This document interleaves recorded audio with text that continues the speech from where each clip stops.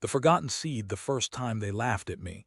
I was 32, standing in front of a whiteboard covered in equations and seed samples, my hands shaking.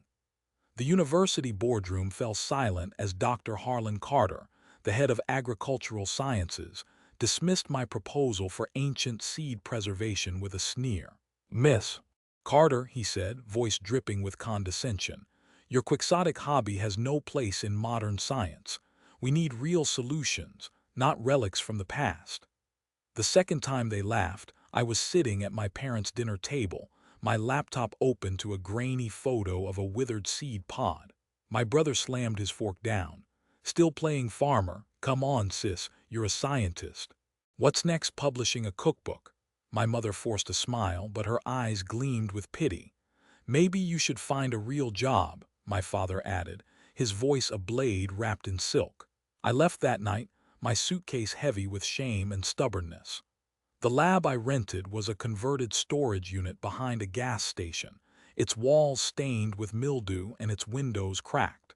The county had rejected my request for a grant, calling my work irrelevant to global food security.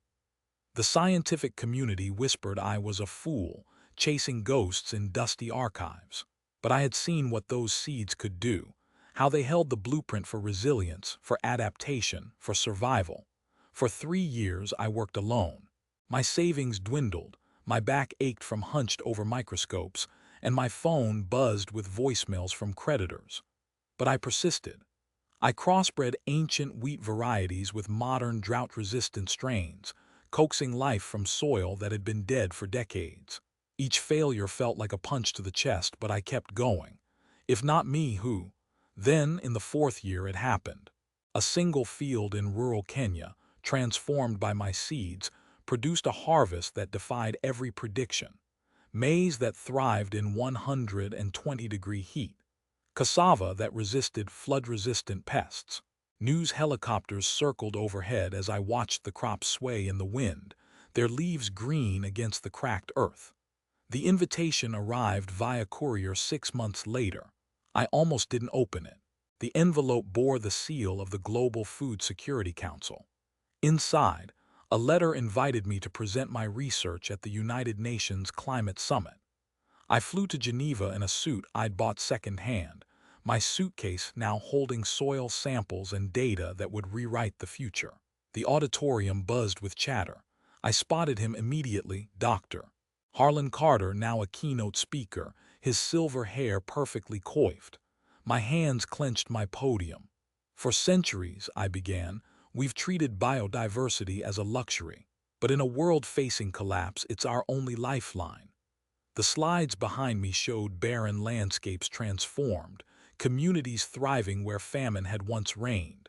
When I finished, the room erupted in applause. Carter stood, his face a mosaic of shock and admiration. "Miss Carter," he said, stepping to the mic, "your work has revolutionized agricultural science. I apologize for my earlier skepticism." Home for the holidays, I carried a USB drive loaded with satellite images of my farms. My family gathered around the TV, their faces glowing with curiosity. I pressed play. The screen filled with footage of golden crops swaying in African winds, children laughing in fields that had once been dust bowls. "That's you," my brother whispered. "That's us," I said. My father cleared his throat. We didn't mean." "You meant what you said," I interrupted gently, "but you're here now. And so is the future."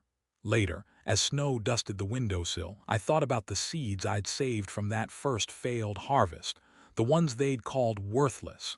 They'd grown into something unbreakable. Sometimes the greatest victories aren't about proving others wrong. They're about remembering, even when the world forgets, that the smallest things can change everything.